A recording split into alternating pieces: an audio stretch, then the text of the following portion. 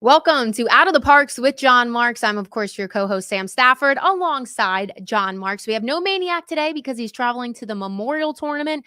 Parx is one of the sponsors, so that's really cool. Be on the lookout for all of that fun behind-the-scenes footage, VIP tours, all of that from Maniac and Bet Parx all weekend long. But we are going to miss him today. Yeah, as Maniac said to me, I got a paid vacation coming up next week. I'm not going to be able to do the show. So I'm like, yeah, you got to do some work, but it's a pretty good job to be doing. Yeah.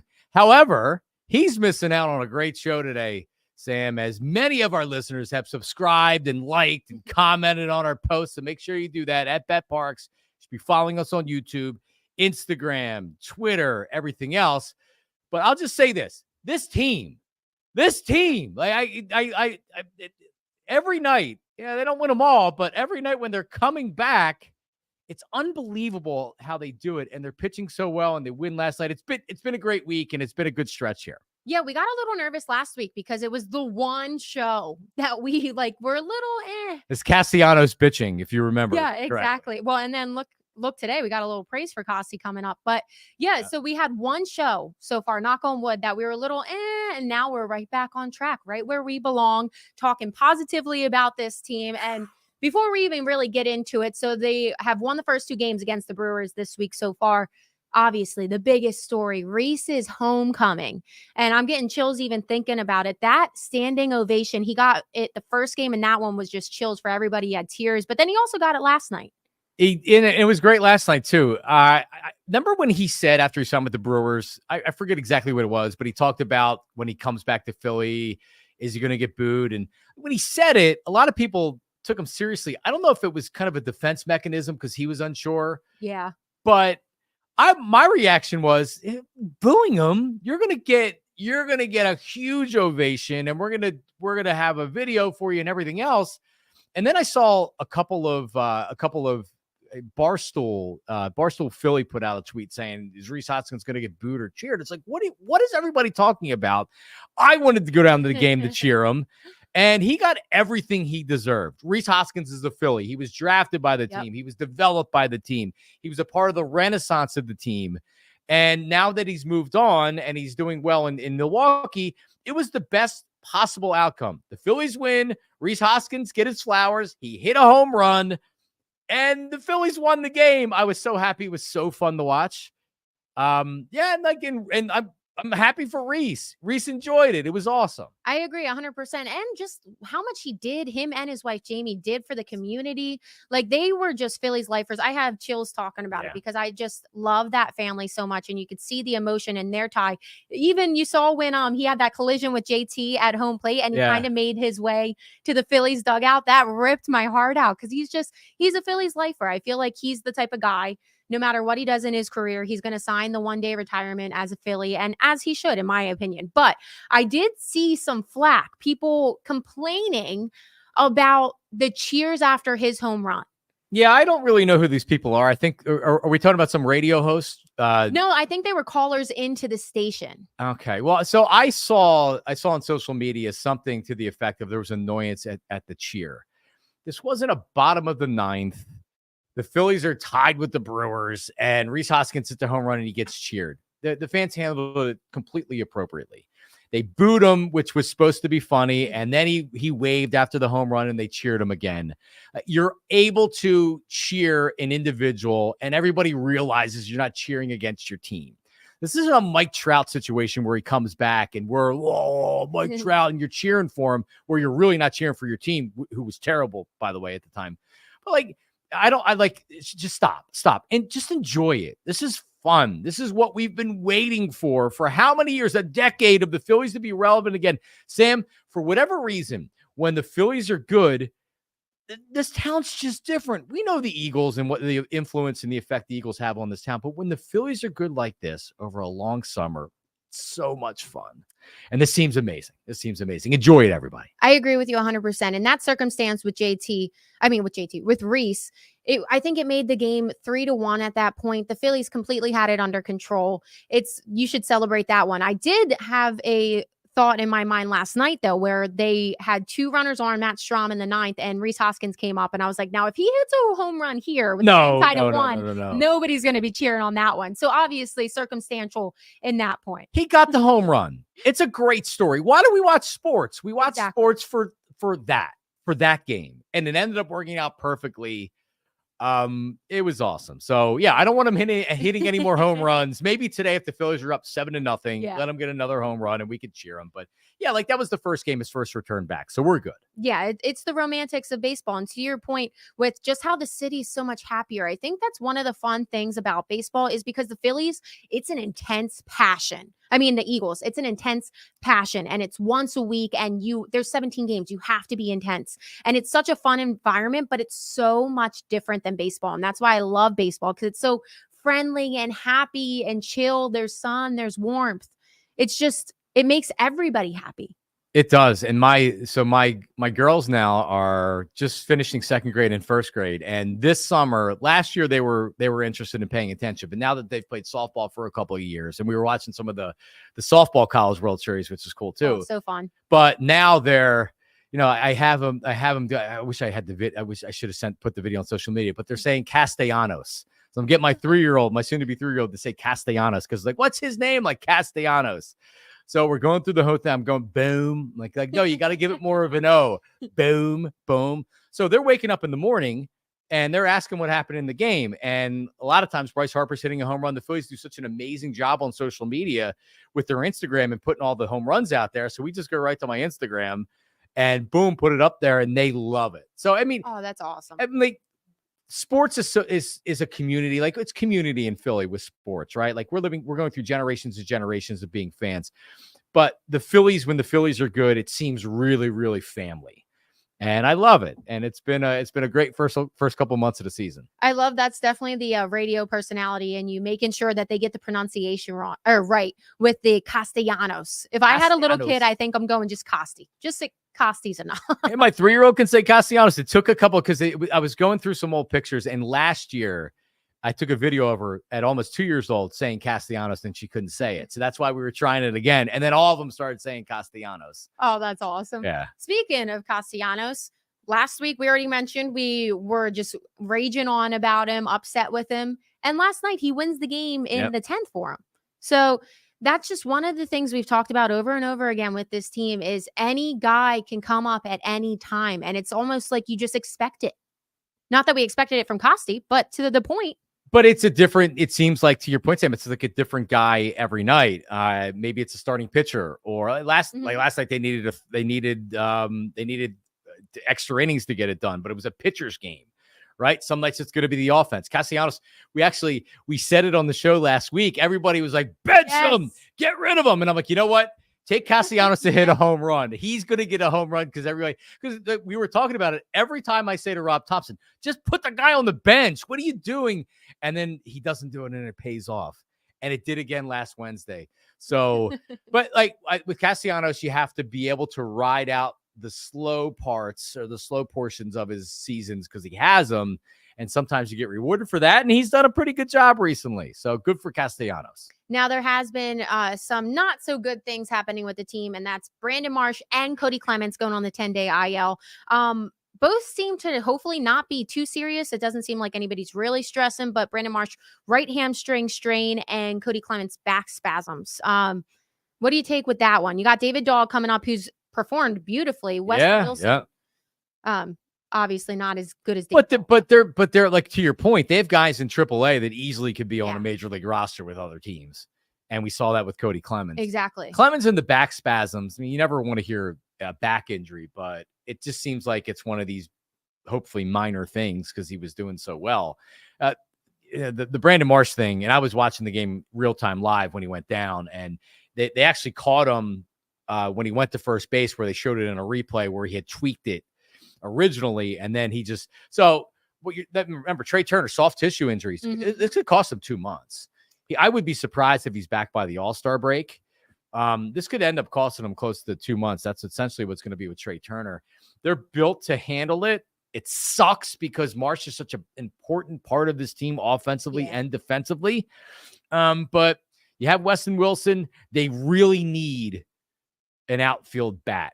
And Sam, we had talked about this, kind of like teasing what's going to happen at the trade deadline. And it's like, well, right now they don't need anything, but they probably could use another outfielder. They need another outfielder now. So that's something that you may see Dave Dombrowski look once they, like we're going to be talking as we get into June now. It's going to be a lot of trade deadline talk. So they probably need another outfielder, but you hope they can ride out the storm. They have a couple different options to go, but you never want to lose Brandon Marsh. Well, and looking at just so David Dahl's come up here, he hit a home run in his Phillies debut. It's not his MLB debut because he's hopped around the league here and there.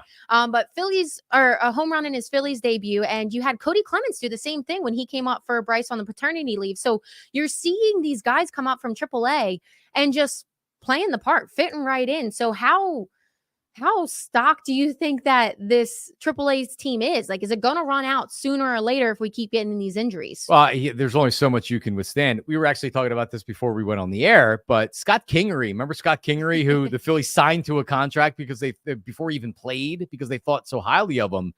Well, he hasn't been back up in the majors in a couple of years, but this year in AAA Lehigh Valley, he hit 2 home runs last night. That's 13. He leads the team. When he was in Reading and he had that one big power season, Reading is a ballpark that is built to give up home runs. That is a hitter's park for sure.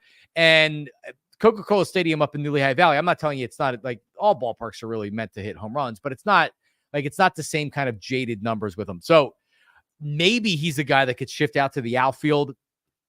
To me, it doesn't seem like that they're ready to get Scott Kingery back up here if they need somebody. But the bat's there. And does that change when you come to the majors? Yeah, because it definitely could. But I feel though like that's what happened before, because when he first signed that big contract, and I looked it up, so it was 6 years, $24 million. So essentially $4 million. They just bought him out this last year for $1 million. But it almost seems like they're just kind of over it, because when he first signed that contract, he did come up and he was trying to fit that utility role.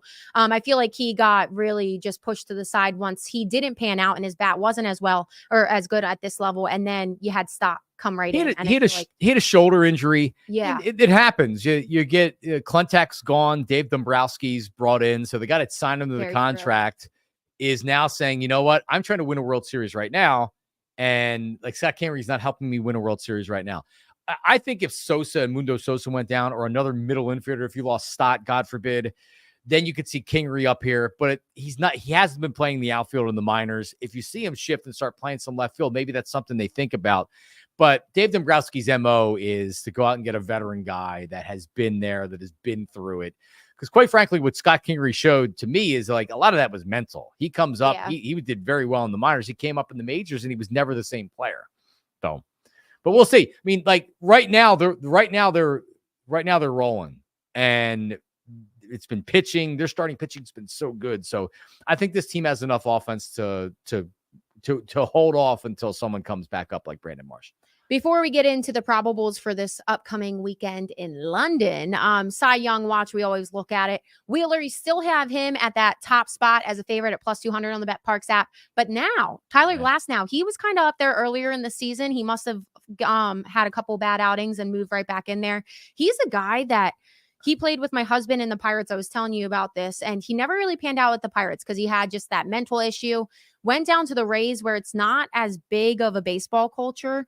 And just, I guess he developed really well down there because he always had that power, but now he's got that control, and he's just been on fire since he's been with the Rays. Yeah. I mean, a lot of times where you're drafted and what coaching and things like that does matter. It maybe 100%. Doesn't matter for everybody. And I hate maybe it's apples to oranges, but if Pat Mahomes drafted by the Jets and Adam Gase, Pat Mahomes turned into Pat Mahomes, it helped that Andy Reid was there. Maybe he does turn into Pat Mahomes, but there's very few players that like LeBron or Joe Burrow that can go into a crappy organization and change the organization. You know, the Pirates haven't won for a long time, and Tampa Bay's been winning games, and they haven't won a World Series, but they've been winning games and making the playoffs for a long time with one of the lowest, if not the lowest payrolls in the league.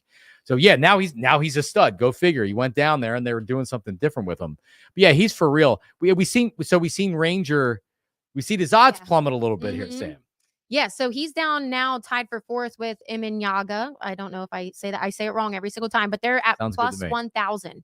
So Imanyaga is kind of fallen there too. So We talked about this. We knew he was going to kind of hit a slump. He was at what I think plus 400 was the highest that he's gotten when he was right behind Wheeler. So now he's at plus 1,000. Is this the time you buy, or do you think it's going to plummet a little bit lower? Yes. Well, the problem is I don't think it could, if he takes another loss or he comes out and he's not as effective, then you're going to see people that say, yeah, he just had like an unbelievable first 10 starts. He's tired out a little bit. But right now you're kind of looking at that next start, because if he comes out and he has a 7 or an 8 inning, I mean, the starter he got hit in the foot. Didn't he have perfect 2 innings? He didn't give up any runs in those innings. He seemed like he was rolling like he was in almost all of his other starts. So yeah, if you want to maybe put $10 on Ranger right now, I'd say that's pretty good odds. Go for it. Yeah. And you have to assume that, he did fall also because of the injury. We don't know if he's going to make his next start. We don't. Which, speaking of his next start, it is scheduled for this London series that's upcoming. You have the Phillies against one of your top rivals that you mentioned, if not the top rival, the Mets, who I think are like 17 games back. So you hope it makes it more fun because it is in London. But before we get into it, let's see the video of how they promoted it, because it is absolutely genius.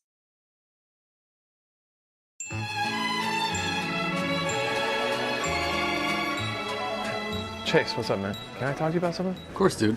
Listen, I think your front foot is like a little... Yeah, it's not about hitting or anything. I'd probably go Rollins for that anyways. Ouch. But, actually these letters. Oh, they're stickers. Sorry your dad doesn't like you. Hi, Mr. Utley. I wrote you a letter every week for the last 10 years. Did you not receive my letters? Dear Bryce, I feel like I can call you Bryce. The dude really wants to have a catch with me in London. Cheating son of a... You know what? I'll take care of it.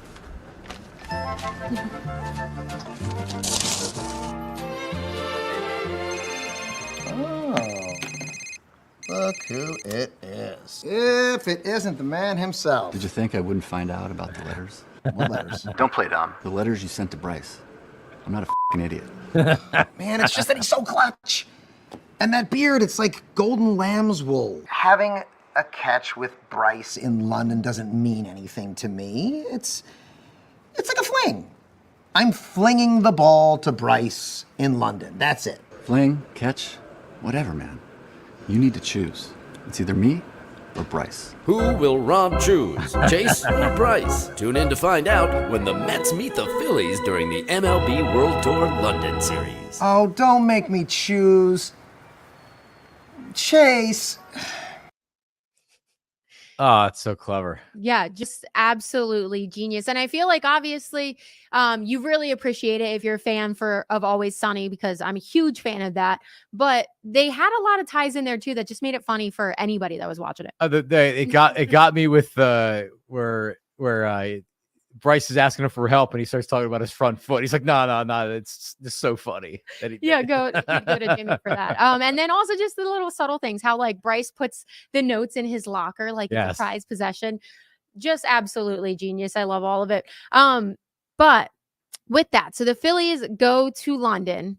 And I didn't even realize at the end of that, they do say that Rob McElhenney's going to have to choose. So that's going to be a fun thing actually to watch out for. Didn't even think of that until just now. But you do have this matchup. I mentioned the Mets are almost 17 games behind us. So it shouldn't, in theory, be a close game. But because they are rivals and they are in London, how close do you think this is going to end up getting? Man, I've been watching. I don't know how many people out there have been watching the disaster that the Mets have been in recent weeks. The broadcasters, Keith Hernandez and whoever else, it's painful for them to watch. They had the reliever that threw the glove and then said something because his first language isn't English and people took it the wrong way and got assignment and everything else. I mean, they are a disaster, and the highest payroll in baseball. So it's fun to watch, but it wouldn't be fun to watch if the Mets take 2 games in London from the Phillies. I don't know. This is a totally different environment.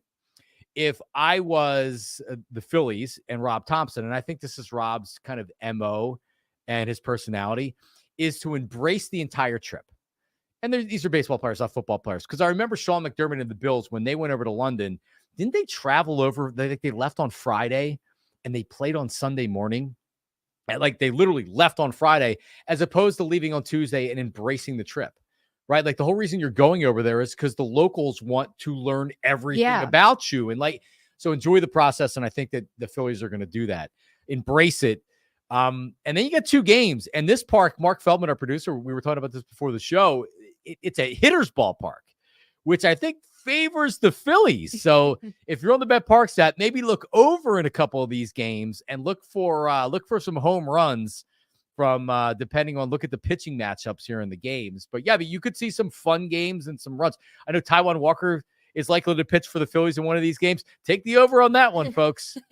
Well, yeah, that's one thing that isn't too promising, and it is going to be a little lackluster if we don't get the pitching that we hope to get. So Ranger, we did mention about that injury that he's facing. He's still slated to possibly pitch. He looks like he might, but it's up in the air right now. But he would pitch in that Saturday game, by the way, because it is in London. The times are a little different. So Saturday's a 1:10 game, and then Sunday's a 10:10 in the morning.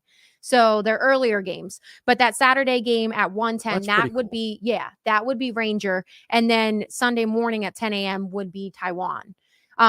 They still have it TBD right now. And I think it's because they're trying to figure out with Ranger. We spoke earlier, if Ranger doesn't pitch, it'd be Turnbull. Right. Yeah. Which wouldn't be a bad thing either. No, it wouldn't. It's good to have that. It's good that at some point you're going to have to use him. So his last outing out of the bullpen, 3 innings, 6 strikeouts. Yeah. So he was really dealing.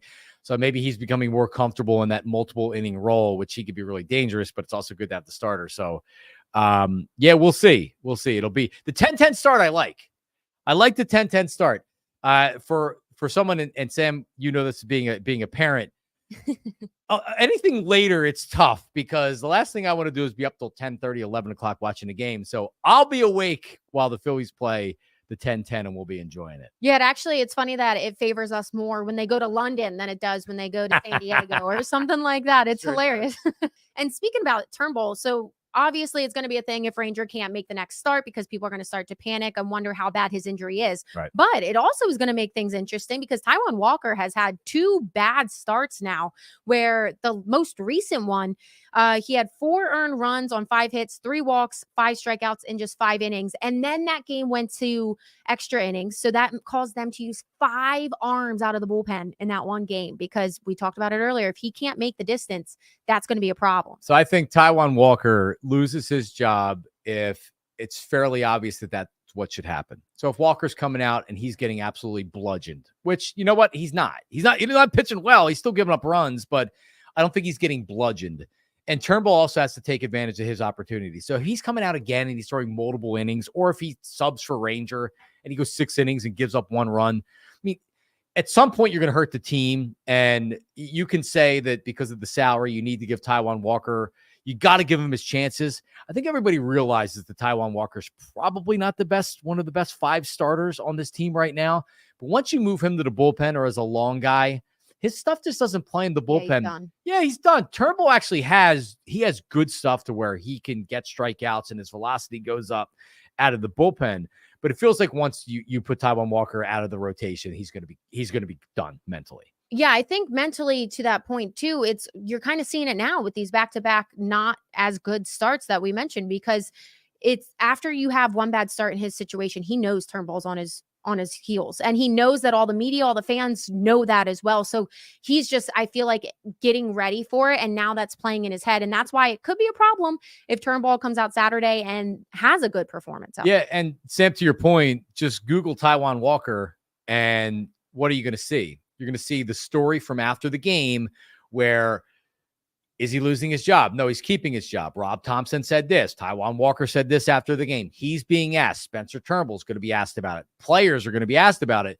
So every start is, it's the Taijuan Walker watch. And if he has a good start, all right, you just wait till his next start that's not good. And then it's like, oh, is he going to lose his job? He's going to lose his job. He knows it's there.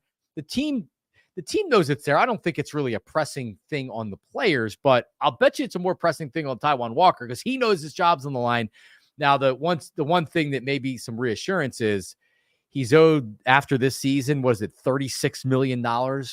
So really what you're looking at is a bad contract that Dave Dombrowski's going to try to get rid of again after the season, and probably going to be tough to do. So you would hope that if he does pitch Sunday, that it's against the Mets, his former team. And usually you see guys come out against their former team and perform really well. But looking it up real quick here, he has a 1-3 record with an ERA of 3.44 against the Mets in 7 appearances. So not the best, and he's not coming out with the best circumstances. So hopefully he can like amp himself up with the London series happening and all of that. But we shall see. Speaking of pitchers in London, it seems like Zach Wheeler is going to make the trip, even though he's pitching. For everybody that doesn't know, it's Wednesday. They have off Thursday, Friday to travel, get the experience of London, play Saturday, Sunday, have off Monday, and then our Tuesday in Boston. And that's Zach Wheeler's next start. So how do you think that's going to work with Zach Wheeler making the trip with the team? Yeah, I mean, like you could make the case that, well, why is he going over if he's not going to be pitching, but he's going over to be with his team and to enjoy the experience, take the family over. You're a starting pitcher. I mean, John Smoltz and Greg Maddux used to golf every freaking day when they weren't starting, right? Like that's the advantage of it. You got to put in your work and do your bullpen or whatever, but you got a lot of time on your hands. So you go over, you enjoy it. Maybe you come back on a day early. Yeah. Maybe for sure. You come back with the team. But yeah, and also with Boston, the game's in Boston. The Red Sox are very popular in Boston right now. So if you're watching from the New England area, or maybe you would even want to go up, you can get a seat cheaper in Fenway than you can at Citizens Bank Park. You get good seats too. So just a thought, I'd love to go up and see a Red Sox Phillies game up in Boston. It's a great experience. Not necessarily a great park, but it's a great experience. Yeah, that seems fun though, because I've never been there, and that's obviously a bucket lister, Fenway Park. So that would be awesome. The one thing is though, you got to think with all this traveling, Zach Wheeler has said before, he likes strictly his 5 days rest, or he likes the routine. We saw that when they did briefly have the 6-man rotation. He didn't perform that well when he had the extra day rest. And now he pitched Monday. Yeah, I believe he pitched Monday. And then now he won't pitch again until Tuesday. Yeah, you could look at it two ways. You could say, all right, well, it's good for him to get the extra couple days. Or like you said, Sam, he's out of his routine. You don't know when he needs to be in routine or when he needs the rest. You're throwing everything off by going over to London and then coming back in such a short period of time.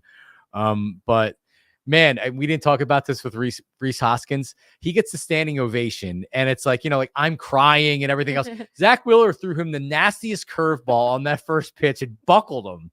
And it was a called strike at the knees. And it was like, man, like that must have felt so good for Zach Wheeler to do that, because that's his buddy and they love him. Like, let me throw him the nastiest pitch that I can throw. And he did. And he was great. So let's just hope that Zach Wheeler continues to pitch like Zach Wheeler's been doing. We have the front runner in the Cy Young. Yes. Think about that, Phillies fans. Incredible. And yeah, just to your point about the Rhys, we did miss on. It was so fun to watch that game and see all the guys, like him hugging Bryce at first, him even getting the slap on the butt after JT got him out at home. Just so fun with that.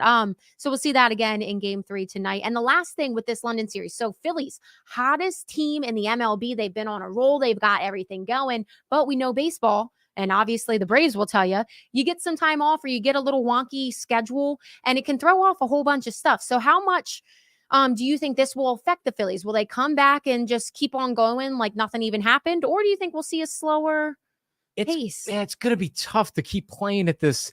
You said this at the beginning of the show, there was 2 series. They didn't win 2 series, and it was West Coast. They lost to the Rockies and the Giants, and we were benching Castellanos. We were doing everything else. And then they get right back on track, won the series against the Cardinals. They won the series already against the Brewers. We'll see if they can get the sweep today. So, like, at some point, I don't know if it's going to be extended, but it's hard to keep this pace. But you look at how they win these games. Chris Sanchez has a great start. Zach Wheeler has a great start. Ranger Suarez. I mean, we didn't even mention Aaron Nola, by the way. And Aaron Nola, and I know I've been negative on Nola before the season, at least. I've been bullish on Bohm, negative on Nola, but Nola's been fantastic and hasn't been talked about enough. So it's going to be hard for this team to go on a really bad tailspin as long as they have these starting pitchers. I agree with you 100%. Now, we do have a lot of fans making the trip over to London, and we are not one of them, unfortunately. But speaking of big-time fans, we had Maniac before he left on his trip to the Memorial sit down with the Philly captain. We are. Are we live? We're live. We've been live. So how many games have you been to this year? I think I missed 3 home games this year. If you count spring training, I've been to every home game. Plus, like I've been to a few minor league games. I'm probably at like 50 games already. This is where we're going to get into it. The return of Rhys Hoskins. Tell me a little bit about what it was like being there for the return of Rhys. Oh, yeah, I knew. Look, I have a pretty good pulse of what the fan base thinks. Right. We love him, right? Everybody loves him. Nobody when he got hurt last year, nobody was like, happy about it. He's a good dude. He is a great dude. I didn't want his season to end in Clearwater, Florida. Yeah, I wish, but there were many times last seation when he came out and, during the NLCS. When he threw the first pitch. Yeah. Right? I was at that one. Yeah. Like we knew that was it. Yeah. The breakup has been happening for a while. We knew it was going to happen. My good friend, John Middleton, I was talking to him in December. And there was a fan, we and him were talking, and the fan just comes up rudely, interrupts our great conversation we were having, and goes, "Hey, John Middleton, you got to sign Rhys Hoskins." He goes, "We ain't doing it." He told him straight up. Dude, get a new Christmas wish, dickhead. It ain't happening. Yeah. Back to Rhys Hoskins. The etiquette when it comes to Rhys Hoskins and cheering for him, booing him. What's the proper etiquette that you maybe exemplified yourself last night? I cheered him. Cheered him? I cheered him when he got big standing. Actually, no, I didn't cheer him at all because I was filming for my YouTube channel. Okay. So there is actually no video evidence of me clapping. But in your mind, you were. Yeah, I have no ill feelings towards Rhys Hoskins. Now, when he hit that home run, I booed the shit out of him. Was it like Chase Utley's return and Jimmy Rollins' return? It was very similar. Similar. But you got to remember, too, the team was a pile of shit for a decade. Right, during that time. Like right near all. So from 2015 to 2022, we didn't have any playoff things. So we haven't had a very good player leave our team that we had cared about who performed in the playoffs. There's a lot of things that are happening here. It is interesting too when a guy is, and I will loosely use this term, polarizing. Rhys Hoskins, I would say, was a polarizing player on this team for the last couple seasons, maybe because of his defense.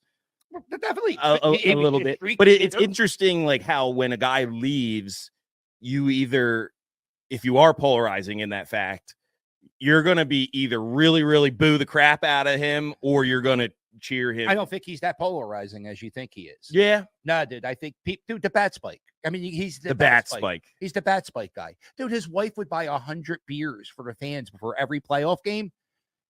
They're good. They're good people. They're good. I still boo. So Phillies, So Phillies fans, though, overall, they handled it the exactly perfect. Yeah. What are your expectations for this team right now, dude?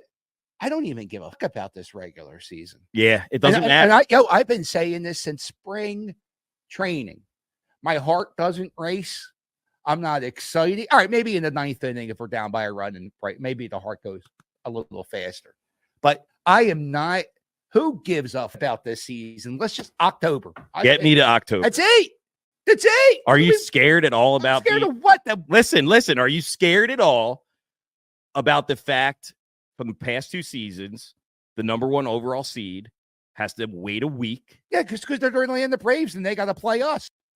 So you're not worried about it one bit at all? I'm worried Zach Wheeler's going to get a little bit more rest. We're a better team. We like each other. Yeah. That's the biggest thing about this. Dude, they tap each other on in the locker room. You know it. They love each other. Dick, can you relate them to any other team? 93 Phillies comes to the 93 Phillies were cool on camera, but they weren't that talented. No, not even close to the talent. No, and they were cheating too. They were all full of steroids. Yeah. They were all full of steroids. I didn't know they were cheaters up until about like 2007. I was listening to the Dan Patrick podcast, and they were interviewing Chipper Jones, and they're like, "Yeah, what's the most cheating team in the history of baseball?" And he said 93 Phillies, and I was like, "What? Huh? I honestly like this team more than the 93 Phillies." What franchise do you hate the most? Dallas. I hate the most? Dallas is the easy answer. So we're gonna. The thing is, there's no. Why would you hate Dallas? They haven't done anything in my lifetime. They suck. Right. Like I get it. Dallas is easy to hate, but honestly, I hated the Giants more than I hated the Cowboys. Like back in the Tiki Barber, Jeremy The Shockey New York days. Giants. Is that your Yeah. final? No. I'm just saying I'm going football wise. No, but it's probably the New York Mets. Yeah. I'm a baseball guy. Yeah. I thought that's who you would say. It's probably the Mets, and also, yeah, it gets very contentious at the ballpark. Sure. You see the phone When both teams are decent. Right. It's a fun rival. It never ends good for the Mets. I got a good one for you. Who you got? So I've been asking this question. Just two peas in a pod between the Philly captain and Maniac, and they actually did talk way longer. Obviously, we just cut them off. So if you want to see the rest of it, you can go to the Parx YouTube page and you'll be able to see it. But Philly captain said something about why would he hate the Cowboys because they haven't done anything in his lifetime. I know he's not my age. He definitely has to be older than me, which means he at least was a little kid the last time that they won Super Bowls. So I need to call him out on that. There's a 0% chance that he doesn't hate the Cowboys. So he was talking about the Mets being his most hated team, which I like personally, that's fine. But yeah, you can say the Cowboys haven't done anything in your lifetime and you still hate them as much as, but it's just like, it's difficult for them not to be the chief rival. And you look at what they're doing right now, the Cowboys, all these wide receivers are signing these big contracts and they still don't want to sign CeeDee Lamb, who's now holding out of minicamp, mandatory minicamp. Micah Parsons, they won't sign. Dak, they won't sign. What are they doing? Could you imagine if the Eagles had a star wide receiver? They have two of them and they just signed both, or a star defensive end, right? Like, let the Cowboys be the Cowboys. I'm enjoying it. Yeah. Well, speaking of that, so we do have a little segment to cleanse our palate. Don't forget to go watch the rest of that on the Parx YouTube. Like, subscribe wherever you're watching, not even on YouTube. Just like, subscribe, comment. Let us know how you feel about the show. But speaking of that, the Dallas Cowboys, we're cleansing the palate and we're moving on to Eagles football because they had mandatory practice. And we actually got to hear from all of the players, or most of the players, the guys that you want to hear from yesterday. And everybody was there in attendance besides Landon Dickerson. He had an excused absence. And before everybody's kind of wondering what it was, I believe he's at a wedding because his wife's been posting hit their friends at a wedding. So he was changing the oil on his tractor. Yeah. It's very important that he does. So he'll be back. Nobody worry about that. If you were, Bradbury was supposed to be switching to safety. He played maybe 5 minutes and then walked off the field with an apparent injury. Yeah. So that's interesting. We have to follow up on that. Well, because he's been absent and there was a lot of talk, not to get in the weeds too much here, but if you release a player after June 1st, you can split up the amount of dead money on the cap. So it would be advantageous to the Eagles to wait after June 1st to cut him. It doesn't seem like that's what they're going to do. They're moving him to safety. He's not going to be a corner this year. Listen, I want the most players on the team that are good players. And Bradbury as a corner last year was brutal, but Bradbury's a safety. It's not like they have a lot of experienced players at safety, Sam. So I'm totally fine. Bradbury can definitely stay. Yeah, and to that point, actually, I think it's a good fit because last year what was frustrating was he was getting burnt on that, and you don't have to be as fast at safety. So maybe he'll be able to transition and fit right there. Nick Sirianni brought up Charles Woodson, which is like a Hall of Fame comparison of being an elite corner, and then he moved to safety. Rod Woodson as well. So when you're a corner that loses your speed, and Bradbury didn't have great speed as it was, a lot of times you transition them. The Jalen Mills was moved to safety because he lacked that kind of top end speed as well. So they may try to trade him still. No one's gonna take that salary because he's making so much money. But I mean, this is a team that's trying to win a Super Bowl. The Eagles aren't taking the step back year to where they're sorry. No, like they're trying to win this year. You're a better team with James Bradbury if he's at least in the mix in the defensive backfield. No, I agree with you on that one. And I think as long as he's got a positive mindset and he's willing to, I think it's a good fit. And I think that he should be able to transition, but it will be a problem if he's throwing an attitude, because I think we mentioned it before. You did see Slay really open the fact that they drafted those young corners, and he's really embraced it, and he's moving into that mentorship role. But Bradbury, he's just kind of been quiet and obviously didn't show up for OTAs and stuff. So as long as he's got a good mindset, which I'm a little worried right now. Everything that at least I've heard from people that cover the team and what they've said publicly is that Bradbury's not the kind of guy that he's a quiet guy. He's not a kind of guy that, but to your point, if he's unhappy with it, then you would have to consider moving on from it, because it's not, if he's upsetting the chemistry, that's not going to work. So we did talk about the Cowboys just briefly before this, and you made a point. They have not signed CeeDee Lamb yet. The Eagles were real quick to make sure they locked up A.J. Brown and Devontae Smith. And I saw something yesterday. Who was the most recent signing that just signed for like $135 million? Justin Jefferson signed. Yes. He was the most. Yeah, one of the most recent guys just signed for like $100. It might have been Jamar Chase, actually. Just signed for like $135 million guaranteed. And so Justin Jefferson just became the highest paid non-quarterback in the league. And with that contract, though, it made A.J. Brown and Devontae Smith comparable. They are like 111 combined guaranteed money. So they don't even reach this new contract. So it just shows that Howie is a genius. And both of these guys were asked about it yesterday. And Devontae Smith came out and said, I'm where I want to be. I'm not looking at other guys' pocket. I have more than enough money. Yeah, you want to do this with everybody, especially quarterbacks and wide receivers. Because the next contract that comes is going to reset the market. Christian McCaffrey just reset the market. He signed an extension, but it's a 2-year contract extension. He gets more guaranteed money. But Justin Jefferson just reset the market. So if you waited for Justin Jefferson, everybody's you'd be getting paid more. CeeDee Lamb just probably made like $10 or $20 million because Justin Jefferson just reset the market, right? That's why Amon St. Brown with Detroit. That's why they wanted to sign him early. I mean, geez, Nico Collins just signed a huge contract with the Texans. Everybody wanted to get their wide receivers signed because they knew Justin Jefferson was waiting for everybody to sign so he could do this. But now Jerry Jones doesn't have his wide receiver signed. What does he think? They're going to make less money? What is he doing? It's only going to cost more money. It's already backfired with Dak. Unless they're going to move on from Dak, it's going to do that again. And here's the other thing it does, because the highest paid non-quarterback previous to Justin Jefferson signing that contract was Nick Bosa. So you know what, that it's a double-edged sword for the Cowboys now, because not only is CeeDee Lamb going to make more money, but Micah Parsons is going to make more money because he's going to want to be the highest paid non-quarterback in the league. So it's costing him on two fronts. Keep being you, Jerry Jones. Keep doing what you do, because if that was in Philly and we weren't signing these guys, we'd be going crazy right now.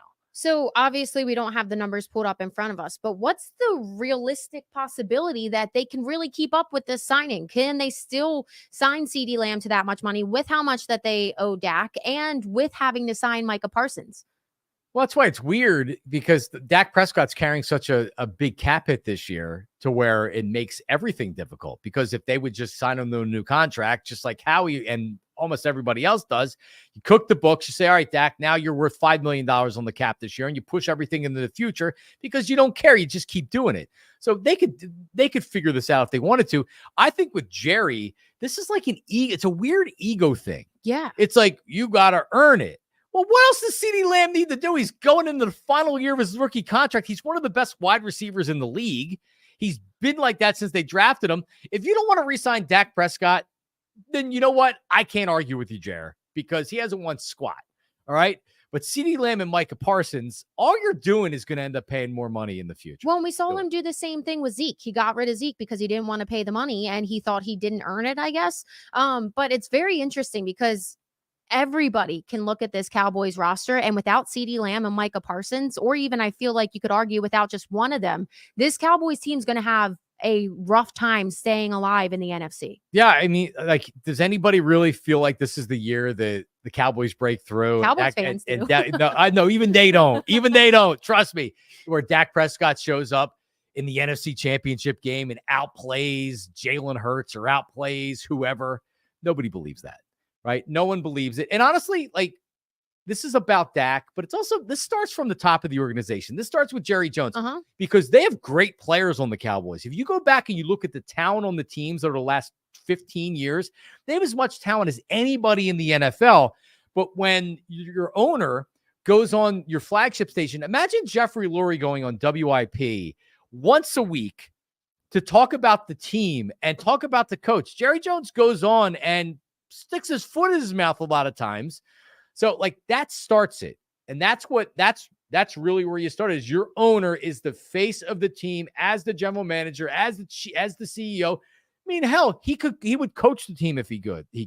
And he likes to bring in guys that he feels like he can push around. So it's never going to change with Jerry Jones in charge. Yeah, I agree with you 100% on that as well. And I think it's very comparable to Steve Cohen of the Mets. Yeah. I feel like they always talk this big game. I mean, Steve Cohen has spent a lot of money, obviously, with the Mets recently, but they always talk this big game, but they want to be the face. And it's very strange that they're chasing this fame. And obviously, it's not the key to success. And we're finding that out. Also, our producer, Mark Feldman, said Dak is $55.5 million cap hit this season. Yeah. Because what any other normal franchise would do would be, all right, we're going to extend you. Here's the new money, your cap hit. Now you're $5 million cap hit, $10 million cap hit, or you get rid of them. You don't play out the final year of a contract on $55 million. Because like at this point, haven't you seen enough of Dak Prescott to know, hey, like with Kirk Cousins kept getting new contracts. The Vikings decided that they were better off having Kirk Cousins than not having Kirk Cousins. So if you're the Cowboys, are you better off with Dak Prescott for the next 3 to 4 years, or is it time to move on? And if I'm the Cowboys, I'm probably re-signing Dak Prescott, and I'm trying to change things around them. Unless you're okay with going out and finding another quarterback. There's too much talent on this team for the Cowboys for them not to win something unless Jerry Jones is in charge. So like this is how they're going to continue to do it. And I think they're going to bring Dak Prescott back. I don't think any of these guys are going anywhere. He's just costing himself money by doing it. It's crazy. It's so much fun to watch from a distance. Well, and it's also interesting because there was, after they lost last year in the playoffs, I can't remember exactly what it was, but Jerry Jones made a comment that was very like towards Dak. And I remember everybody kind of being like, what is Dak's future because of this money? And it is strange that we haven't seen anything, but you're wondering, like, will they possibly pay this just so that they can move on? Because he doesn't seem sold on Dak anymore after these last 2 seasons. He could very easily let him play the season out and then just let him move on. They could do that. I don't think that's what's going to happen, but why else would you go into the final year of a contract? True. Quarterbacks are going to make what they're going to make. There's no quarterback out there that's being like, no, we're not paying you. Like, what last franchise quarterback actually didn't get paid the market value and wasn't able to come to a contract with their team? Who? Like the Viking, Kirk Cousins didn't want to be in Minnesota anymore. And that's a stretch at that point in his career to even that to be relatable to Dak Prescott. Everybody gets paid, right? Dak's not going to make $80 million a year. He's not resetting any more. You know what I mean? Like, he's not that type of a player. But again, keep being you, Jerry. Right. Yeah. And I'm looking up. They forewent the franchise tag this year. So you would think they would try to use that to kind of scheme the system. And maybe they already used it on Michael Parsons. But he's on a final year of a contract. He can't be franchised next year because that was written into his contract. So they can't even franchise him. He's in the final year of a deal. A lot of times when they make these long contracts, look at any contract that Howie does. Year 4 or 5 of the deal will be like a $60 million cap hit because he has no intention of that ever coming to fruition. You cut the guy after year 3 or you redo the contract. He gets extended. He gets new money. That's what everybody else in the NFL does. Jerry Jones doesn't do that. He played under the franchise tag. The year that he shredded his leg, that was a franchise year, and he still got a contract. And that was one of the reasons that Zeke was so mad, because then he ended up not getting signed the following year or getting the money that he wanted. But it is just absolutely insane. And it makes you so thankful for who we have. I mean, we've come at Howie Roseman hard, rightfully so at the time. But now Howie's a genius. You got Jeffrey Lurie, who just does whatever. He's kind of very like John Middleton, like whatever you have to do, make it happen. He spends. Jeffrey Lurie spends. I mean, that's how you get all these guys signed. You just put the money up and then you manipulate the contracts. That's all that they do. Jeffrey Lurie spends a lot of money on this team because he's making a lot of money. Yeah, I couldn't imagine being a Cowboys fan, so good luck on you guys. But no, it's very nice in Philadelphia. One thing that Devontae Smith also said yesterday that kind of interesting, I just want your point on. He said a few comments hinting that they weren't allowed to have much movement in their offense last year, despite them wanting to. So he's excited for Kellen Moore because of the movement that he's already brought. But he hinted that. And what does that tell you? Because obviously we saw the collapse. Obviously there was something going on. But is that due to Brian Johnson or? Yeah, and Nick Sirianni. Nick Sirianni talked about not wanting motion in the offense last year. Whatever the reasoning is, You look at the good offenses, you look at the great play callers, when you look at teams that their offense is really good, in part because their scheme is great, like McDaniel down in Miami or a Shanahan in San Francisco. That wasn't the Eagles offense. So now you're actually getting a professional offensive coordinator that the Eagles were one of the worst teams as far as sending their players in motion last year. Yeah. So if you're a wide receiver, you want any type of deception on offense to kind of confuse the defense. Of course you want to put guys in motion to get misdirection or whatever. So yeah, I think you're going to see, and honestly, I don't think this has been talked about enough. And Fangio is an upgrade for sure, but Kellen Moore is going to be a move that we talk about during the season. Like, holy crap, is this an upgrade over what we had last year? Yeah, I expect that as well. And also the fact that Nick Sirianni seems to fully be taking a step back from that role. So I think that's good, because even in my mind, I'm just like, I feel like you don't have to even be a football person to realize you have so many great weapons on this team. Obviously, that's enough. Why would you not want movement to try to cause confusion and separate the? It boggles my mind. I don't understand even why he would think that is the best option. I just don't have the answer for it. But let's get back into MLB now. Don't forget to like and subscribe wherever you're watching. Comment. Let us know how we're doing. This one, just real quick. You already mentioned this on your Twitter. Detroit is retiring longtime manager Jim Leyland's number in a couple of months or weeks. And you said on your Twitter, you brought up a good point. Charlie Manuel has similar stats to Leyland, but a World Series with the Phillies. He doesn't have a World Series. Leyland doesn't with Detroit. And we haven't heard anything about the Phillies potentially retiring number 41 for Charlie. I've never thought about it. Two pennants for Charlie Manuel. I think Charlie was 9 and Jim Leyland was 8 in Detroit, or it's the other way around. So similar amount of years with the team. And Jim Leyland went to 2 World Series, lost both. Charlie went to 2 World Series, won 1 back to back. I never thought about retiring Charlie Manuel's number. It's not that I don't think managers should be entitled to that or you shouldn't do it. A lot of times you're looking at players. But when I saw that Jim Leyland was having his number retired, I was like, you know what? Well, Jim Leyland's having his number retired. Charlie Manuel should be discussed. Because, like Dallas Green, 1980, Charlie Manuel, 2008, the best manager in franchise history. I think you can consider it. But it also brings up, so Sam, my question is, when you're looking at the 2008 Phillies and you're trying to decide what you do with the players, is anybody getting their numbers retired by the Phillies from the 2008 team? Who is it? And what's the line? Right? So if it's Jimmy, you got to retire Chase's number, right? Yeah, true. But if you retire Chase's number and Jimmy, how do you not retire Ryan Howard? I mean, Roy Halladay, and I loved Roy Halladay. How is Roy Halladay's number retired and Jimmy Rollins or Chase Utley or Ryan Howard's number not retired? Like that doesn't fly with me. It just doesn't. Roy Halladay was an amazing pitcher, and he's an amazing pitcher here. Right? He was here for a short amount of time. These guys won a championship, and there were the reasons why, big reasons why of it. So it is a great question. And yeah, because you're right. Those are all tied together. And maybe that's why they would have a problem and just be like, you know what? We're not doing any of them, because they are significant numbers. I mean, Ryan Howard was 6, Jimmy was 11, Chase Utley 26. So like, you can't just retire every number and not have it. Right. To that point, also, Jim Leyland, number 10, a very common number to retire. Charlie's number 41. Nobody's going to miss number 41. So you should do Charlie. But to your point, that is tough because you would have to do all of them. I looked up, I'm trying to think of that team, like iconic guys that had performances. Matt Stairs, number 12. Would you do him because of that? Just the into the night, like big moment. Like you look at Lidge, maybe because of the the Phillies. There's so many. The Phillies' unofficial policy has been that they're not going to retire numbers that aren't in the Hall of Fame. So nobody that's in the that isn't in the Hall of Fame has had their number retired by the Phillies.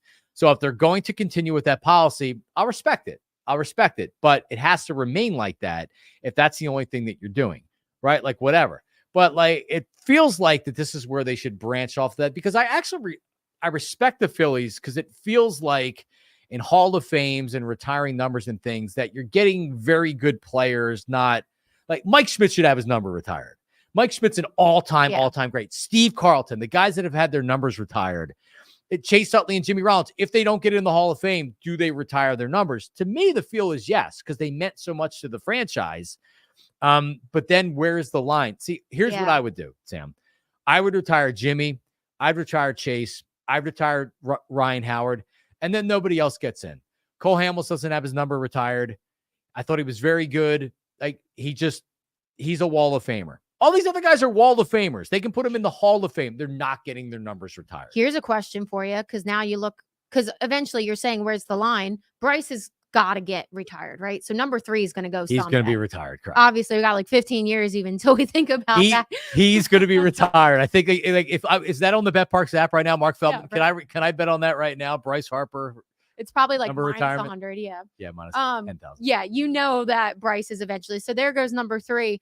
Maybe Aaron Nola. I mean, he hasn't done anything spectacular, but he's been here so long and he's kind of built it up since then. So that would be a good one. Agreed. What is Aaron Nola? What number? 12? 27. 27. Aaron Nola's yeah, 27. So the fact that he was drafted by the team and he most likely, or he could spend his entire career with the team. There is the player that it means more locally than, right? Like a player like Mike Schmidt is obvious, but then there's other players like I'll say Maurice Cheeks and Billy Cunningham. When you look at the 76ers, to where they meant so much to the team and the organization in the city that they're going to get their number retired. I didn't mean Billy Cunningham, Bobby Jones. Bobby Jones's numbers retired. When you look at it, and he won a championship, and he was very important. When you look at the numbers, you wouldn't necessarily think that that's a player's number that you retire. Iverson, sure. Charles Barkley, sure. The obvious names that are there, but sometimes you have those players that mean more to the organization and the franchise than Hall of Fame numbers. And that's these players. They were great players. I retire them. My question too with you, I kind of asked you this before the show, but so you have Chase Utley and Jimmy Rollins that get highly talked about all the time, as they should, because we love them. But Ryan Howard, I feel like kind of gets left out of the conversation a lot. And I'm not sure, because I was younger then, so maybe he didn't embrace the city like the other two did. But I feel like if you had an argument out of any of them, wouldn't Ryan Howard deserve it more than any of them? Because he had the home run derby, he had the league rookie of the year, he had the league MVP. Like, he statistically has more than the other two, doesn't he? So you bring up an excellent point, and I was guilty of it as well, because I said I think you can retire Chase. You can retire Chase, but you have to retire Jimmy. You can retire Jimmy, but you have to retire Chase. I do feel like that you can get away without retiring Ryan Howard. They shouldn't, because to your point, and I don't think Ryan Howard, it's not that he didn't embrace the city, because Jimmy Rollins had some things to say. Yes. And we love Jimmy. But Ryan Howard never spoke out against the fans. Ryan Howard was never anything but a professional. And he took a lot of crap. When you're a big slugging, we want you to hit a home run or you're probably failing. And a little bit later on in his career, as a lot of home run hitters do, you strike out a lot. So you had strikeouts, you had double plays. And once he got hurt, it was pretty much over for him. But you look at Ryan Howard's numbers, and I was looking at them earlier. I actually still have them up right here. These are unbelievable. I'm just going to go home runs, all right? Starting in 2006, 58, 47, 48, 45, 4 years, and then you have 31, 33. So maybe it fizzled out a little early. He had 6 years where he had 30-plus home runs, but still, 58 home runs. Who the hell was hitting 58 home runs in Philadelphia before Ryan Howard got here, right? And then they won, and here's the other thing. They won a World Series. It was the best run in franchise history. They won a World Series. They damn well could have went back. They should have won more when the Aces came. And Ryan Howard was as big of a part, if not the biggest part, of that run. Look at the RBIs. Him 149, 136, 146, 141. That 4-year stretch was Babe Ruthian. So I'm a huge Ryan Howard fan. I want his number retired. Yeah.